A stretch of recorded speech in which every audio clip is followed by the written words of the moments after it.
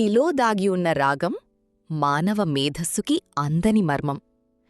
మనం సాధారణంగా రాయిని చూసినప్పుడు ఏమనుకుంటాం? అది ఒక నిర్జీవమైన పదార్థమని, దానికి ప్రాణముండదని భావిస్తాం. కాని విజయనగర సామ్రాజ్యపు రాజధాని హంపీలో అడుగుపెడితే ఆ రాళ్ళు మీతో మాట్లాడతాయి, పాటలు పాడతాయి. ఒక్క నిమిషం ఆలోచించండి. ఆధునిక టెక్నాలజీ లేని ఆ రోజుల్లో కేవలం ఒక ఉలి మరియు సుత్తెతో చెక్కిన రాతి స్తంభం నుండి సప్తస్వరాలు ఎలా పుట్టాయి? ఇది కేవలం శిల్పకళా నైపుణ్యమా, లేక దీని వెనక ఏదైనా అతీంద్రియ విజ్ఞానం దాగి ఉందా? 16వ శతాబ్దంలో కృష్ణదేవరాయల కాలంలో నిర్మితమైన ఈ విఠల దేవాలయం కేవలం భక్తికి నిలయం మాత్రమే కాదు, అది ఒక మెకానికల్ ఇంజనీరింగ్ అద్భుతం. ఈరోజు మనం చూడబోయేది కేవలం కొన్ని రాతి స్తంభాల గురించి కాదు, మన పూర్వీకులు ధ్వనిశాస్త్రాన్ని, అకూస్టిక్స్ ఏ స్థాయిలో అర్థం చేసుకున్నారో అనే లోతైన రహస్యం గురించి. హంపి అనగానే మనకు గుర్తొచ్చేది శిథిలావస్థలో ఉన్న కట్టడాలు. కాని ఆ శిథిలాల వెనక ఒక అద్భుతమైన వైభవం దాగి ఉంది. బ్రిటిష్ వారు కూడా ఈ స్తంభాల నుండి సంగీతం ఎలా వస్తుందో అర్థంకాక లోపల ఏదైనా మెటలుందేమో అని 2 స్తంభాలను కోసి చూశారు. కాని వారికి అక్కడ కనిపించింది కేవలం రాయి మాత్రమే. ఆశ్చర్యకరమైన విషయమేమిటంటే, ఒకే రకమైన రాయి నుండి విభిన్నమైన ధ్వనులు సా రీ గా మా పా దా ని ఎలా వస్తాయి? దీని వెనక ఉన్న సైన్స్ ఏమిటి? శిల్పులు ఆ రాతిని ఎంచుకోవడంలో చూపిన విజ్ఞత ఏంటి? ఈ వీడియోలో మనం హంపీలోని సప్తస్వరాల స్తంభాల వెనక ఉన్న ఆ విశ్లేషణాత్మక కోణాన్ని, ఆనాటి మేధావుల ఆలోచనా విధానాన్ని డీకోడ్ చేయబోతున్నా. శిల్పి అంతరంగం, ఒక కళ, ఒక ప్రయోగం. ఈ స్తంభాల నిర్మాణం వెనుక కేవలం ఒక ఆర్డర్ మాత్రమే ఉండి ఉండదు. అక్కడ ఒక శిల్పి యొక్క తపన ఉండి ఉంటుంది. ఆ శిల్పి ఒక రాయిని చూసినప్పుడు అందులో ఒక దైవాన్ని మాత్రమే కాదు, ఒక రాగాన్ని కూడా చూశాడు. సాధారణంగా మనం గుడిని కట్టేటప్పుడు అందం గురించి ఆలోచిస్తాం. కాని ఇక్కడ అందంతో పాటు శబ్దం కూడా ప్రధాన భూమిక పోషించింది. ఆ కాలంలో రాజులు కళలకిచ్చే ప్రాధాన్యతని మనం గమనిస్తే శిల్పికి ఒక ఛాలెంజ్ ఎదురై ఉండవచ్చు. అదేమిటంటే, కంటికి కనిపించే అందాన్ని చెవికి వినిపించే ఆనందంగా ఎలా మార్చాలి? ఈ ఆలోచనే విఠల దేవాలయంలోని సంగీత మంటపం నిర్మాణానికి బీజం వేసింది. ఆ శిల్పి తన మనస్సులో ధ్వనితరంగాల వేగాన్ని, రాతి యొక్క సాంద్రతను అంటే డెన్సిటీని లెక్కగట్టి ఉండాలి. ఒక శిల్పి రాయిని ఎంచుకునేటప్పుడు అది ఎంత గట్టిగా ఉందో చూస్తాడు. కాని ఇక్కడ సౌండింగ్ స్టోన్స్ లేదా లిథోఫోన్స్ అని పిలిచే ప్రత్యేకమైన రాళ్లను వెతకడానికి వారు ఎంత శ్రమించి ఉంటారో ఊహించండి. తుంగభద్రా నది తీరాన దొరికే గ్రానైట్ రాళ్లలో కొన్నింటికి మాత్రమే శబ్దాన్ని ప్రతిధ్వనించే గుణముంటుంది. ఆ శిల్పి ఆ రాళ్లను తడుతూ, వాటి నుండి వచ్చే ప్రతిధ్వనిని వింటూ ఏ రాయి ఏ స్వరాన్ని ఇస్తుందో గుర్తించి ఉంటాడు. ఇది కేవలం శిల్పకళ కాదు, అది ఒక సైంటిఫిక్ రీసెర్చ్. తన చేతిలోని ఉలిదెబ్బ రాతిని గాయపరచకుండా దానికి ఒక గొంతును ఇస్తుందని ఆ శిల్పి నమ్మాడు. ఆ నమ్మకమే ఈరోజు మన ముందు ఒక అద్భుతంగా నిలిచింది. మెకానికల్ ఇంజనీరింగ్ అద్భుతం, ఆకారం వెనుక ఉన్న విజ్ఞానం. ఈ సంగీత మంటపంలో మొత్తం 56 స్తంభాలున్నాయి. వీటిని సరిగమ స్తంభాలు అని కూడా పిలుస్తారు. ఇక్కడ మనం గమనించాల్సింది ఏమిటంటే, ప్రతి ప్రధాన స్తంభం చుట్టూ 7 చిన్న స్తంభాలుంటాయి. ఈ చిన్న స్తంభాల పరిమాణం, పొడవు మరియు వెడల్పులో స్వల్ప మార్పులుంటాయి. ఫిజిక్స్ ప్రకారం ఒక వస్తువు యొక్క శబ్దం దాని పొడవు మరియు మందం మీద ఆధారపడి ఉంటుంది. ఆనాటి ఇంజనీర్లు గ్రావిటీని మరియు వైబ్రేషన్స్ని ఎంత ఖచ్చితత్వంతో లెక్కించారో ఇక్కడ అర్థమవుతుంది.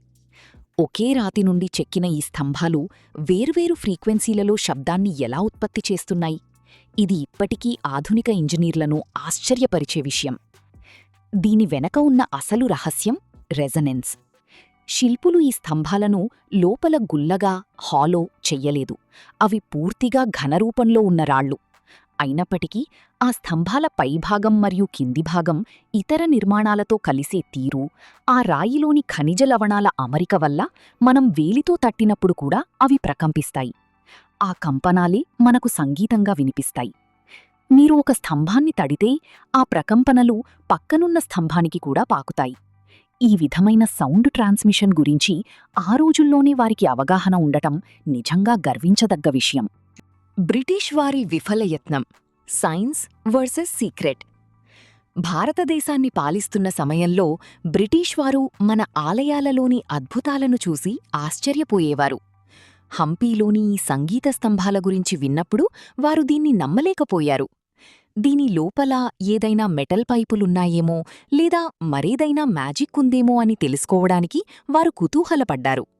ఆ కుతూహలంతో వారు 2 స్తంభాలను కట్ చేసి చూశారు. కాని లోపల వారికి ఏమీ కనిపించలేదు. కేవలం గట్టి రాయి మాత్రమే ఉంది.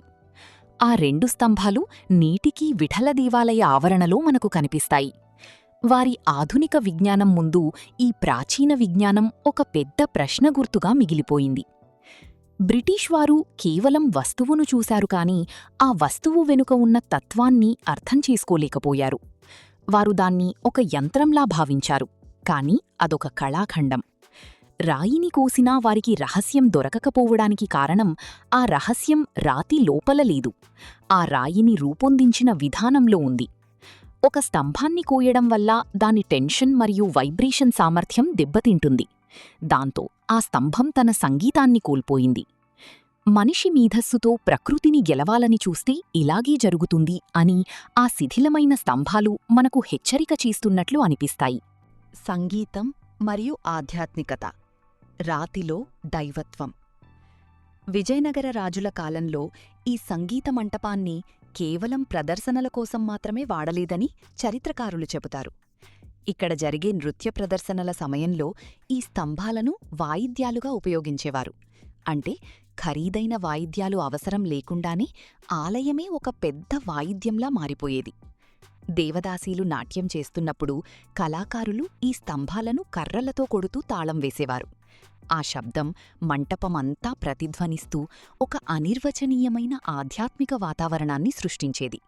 ఇది ఒక రకమైన సౌండ్ థెరపీలాగా పనిచేసేది అని కొందరి అభిప్రాయం. లోతుగా ఆలోచిస్తే భక్తుడికి దేవుడికి మధ్య అనుసంధానకర్తగా ఈ శబ్దం పనిచేసేది. శబ్దం అనేది బ్రహ్మస్వరూపం, నాదబ్రహ్మ. ఒక రాయి నుండి సంగీతాన్ని పుట్టించడం ద్వారా ఈ సృష్టిలో ప్రతి అణువులోనూ భగవంతుడు ఉన్నాడు అనే సందేశాన్ని వారు చెప్పకనే చెప్పారు. మన మనసుని ప్రశాంతంగా ఉంచుకుంటే నిర్జీవమైన రాయిలో కూడా రాగాన్ని వినవచ్చు అనే ఫిలాసఫీ దీని వెనక ఉంది. అంటే ఆనాటి రాజులు మరియు శిల్పులు కేవలం ఒక భవనాన్ని నిర్మించలేదు, వారు ఒక అనుభూతిని, ఎక్స్పీరియన్స్ని నిర్మించారు. కాలం మిగిల్చిన గాయాలు, హంపి పతనం మరియు మౌనం. 1565లో జరిగిన తళ్ళికోట యుద్ధం తర్వాత విజయనగర సామ్రాజ్యం కుప్పకూలిపోయింది. శత్రువుల దాడిలో హంపీ నగరం నాశనమైంది. విఠల దేవాలయాన్ని కూడా ధ్వంసం చేయడానికి ప్రయత్నాలు జరిగాయి. ఆ సమయంలో మంటపానికి నిప్పు పెట్టడం వల్ల కొన్ని రాళ్లు పగుళ్ళిచ్చాయి. తద్వారా వాటి సహజసిద్ధమైన సంగీత సామర్థ్యం కొంత తగ్గింది. ఈరోజు మనం చూస్తున్న హంపి ఒక మౌనరాగాల సముద్రం. ఒకప్పుడు సంగీతంతో కళకళలాడిన ఈ మంటపం ఇప్పుడు పర్యాటకుల సందడి మధ్య తన గతాన్ని నెమరువేసుకుంటోంది. ప్రస్తుతం archaeological survey of India ASI వారు ఈ స్తంభాలను తాకడం నిషిద్ధం అని బోర్డులు పెట్టారు. ఎందుకంటే వేల సంఖ్యలో పర్యాటకులు వీటిని నిరంతరం తడుతుండటం వల్ల రాపిడి పెరిగి స్తంభాలు అరిగిపోతున్నాయి. ఆ రాళ్లు పాడైతే మళ్లీ వాటిని పునఃసృష్టించడం అసాధ్యం. ఆ శిల్పుల మేధస్సు మన దగ్గర లేదు, ఆ ఓపిక మన దగ్గర లేదు. ఆ కాలం నాటి గొప్పతనం ఏమిటంటే వారు తమ నిర్మాణాలను తరతరాల కోసం వదిలి వెళ్లారు. కాని మనం వాటిని కాపాడుకోలేకపోతున్నామా అని ప్రశ్న తలెత్తుతుంది. హంపి శిథిలాలు మనకు మన వైభవాన్ని మాత్రమే కాదు, మన బాధ్యతను కూడా గుర్తుచేస్తాయి. ముగింపు. మనం నేర్చుకోవాల్సిన పాఠం. హంపీలోని సప్తస్వరాల స్తంభాలు కేవలం ఒక పర్యాటక ఆకర్షణ మాత్రమే కాదు, అవి భారతీయ విజ్ఞానానికి నిలువుటద్దాలు. రాయిలో సంగీతాన్ని నింపడమనేది అసాధ్యమైన పని అని మనమనుకోవచ్చు, కాని మన పూర్వీకులు దాన్ని సుసాధ్యం చేసి చూపించారు. దీని వెనక ఉన్న థింక్ డీప్ పాయింట్ ఏమిటంటే, జ్ఞానమనేది కేవలం పుస్తకాల్లోనో కంప్యూటర్ కోడింగ్లోనో ఉండదు, అది ప్రకృతిని మనం ఎలా అర్థం చేసుకుంటాం అనే దానిమీద ఆధారపడి ఉంటుంది. ఆనాటి శిల్పులకు మ్యాథమెటిక్స్ తెలుసు, జియాలజీ తెలుసు, మ్యూజిక్ తెలుసు. వాటన్నింటినీ కలిపి వారు ఒక అద్భుతాన్ని సృష్టించారు. ఈరోజు మనం టెక్నాలజీతో ప్రపంచాన్ని జయిస్తున్నామనుకుంటున్నాం కాని ఒక్కసారి ఆ స్తంభం ముందు నిలబడి ఆలోచిస్తే మనం ఇంకా ఎంత నేర్చుకోవాలో అర్థమవుతుంది. ఆ స్తంభం నుండి వచ్చే ప్రతి ధ్వని మనకు ఒక్కటే చెప్తుంది: వనరులు తక్కువగా ఉన్నా ఆలోచన గొప్పదైతే అద్భుతాలు సృష్టించవచ్చు. హంపీ వెళ్ళినప్పుడు ఆ స్తంభాలను కేవలం ఫోటోలు తీసుకోవడానికి మాత్రమే చూడకండి. ఆ రాతి వెనుక ఉన్న శ్రమను, ఆ శిల్పి మేధస్సును, ఆ కాలపు వైభవాన్ని ఊహించుకోండి. ఎందుకంటే ఆ స్తంభాలు మౌనంగా ఉన్నా అవి ఇప్పటికీ ఒక గొప్ప పాఠాన్ని మనకు వినిపిస్తూనే ఉన్నాయి.